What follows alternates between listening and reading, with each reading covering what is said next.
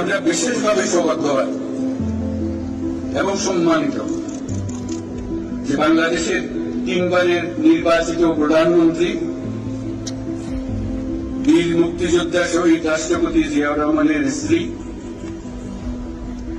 বেগম খালেদা জিয়া আজ এখানে আমাদের মধ্যে উপস্থিত আছেন।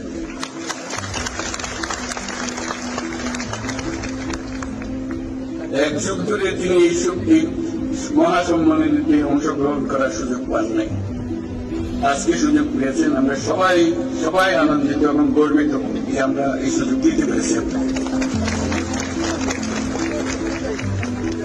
শারীরিক অসুস্থতা সত্ত্বেও এই বিশেষ দিবসে সবার সঙ্গে শরীর খাওয়ার জন্য আপনাকে আবারও ধন্যবাদ।